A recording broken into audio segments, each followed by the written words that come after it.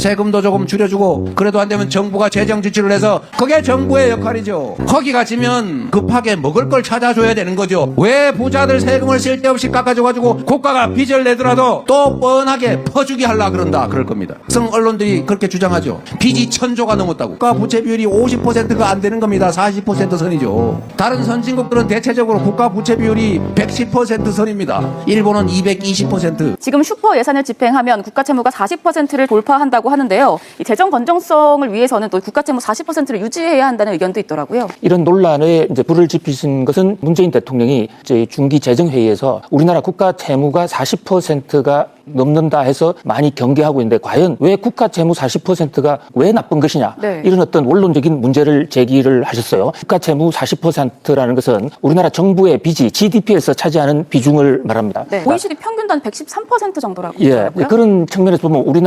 우리나라는 지금 세계에서 가장 공기업이 가장 많은 회사고 공기업의 부채가 많은데요. 그 부채를 전부 공기업으로 몰았죠. 지금 문재인 대통령 들어와서도 공기업 부채가 천정부지로 높아지고 있습니다. 한국전력 같은 데는 적자가 지금 나노 속도로 지금 네. 증가하고 있지 않습니까? 또 하나의 암수가 있습니다. 우리나라는 지금 공무원 연금을 국가 예산에서 대주고 있습니다. 네. 이것이 지금 계속 늘어나기 때문에 %가 넘을 것이라는 그런 추정치도 있어요. 네. 자, 그렇기 때문에 우리가 재정을 최대한 건전하게 꾸려가야 된다는 그런 지적이 있고요. 일본과 미국을 단순 비교하는 것은 좀 어폐가 있을 수가 있습니다. 왜냐하면 미국은 발권 국가입니다. 돈이 없어도 돈 찍어내면 그만이에요. 네. 일본의 경우에 지금 부채 비율이 200%로 세계에서 가장 높은 나라인데 그런데 세계 경제가 어려워지면 전 세계의 돈은 안전자산이라고 그러면서 일본 쪽으로 흘러갑니다. 네. 부채 비율이 높으면 돈이 빠져나가야 될 텐데 그 정반대 현상이 일어나거든요. 왜 그러냐면 일본은요. 국가는 채무가 많은데 그 국가의 부채를 갖고 있는 채권자가 누구냐? 외국이 아니라 일본의 가계와 기업입니다. 그래서 일본의 정부 채무는 많지만 실제로 국가 채무는 없는 나라예요. 네. 그런 면에서 일본과 우리를 단순 비교하는 것은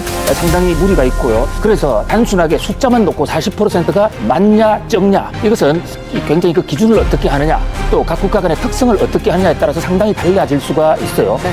그리고 문재인 대통령 야당 대표 민주당 시절에 40%가 마지노선이다. 40%곧 넘어가려고 하는 박근혜 정부를 향해서 나라의 국고를 거들낸다라고 분명히 지적하신 적도 있거든요.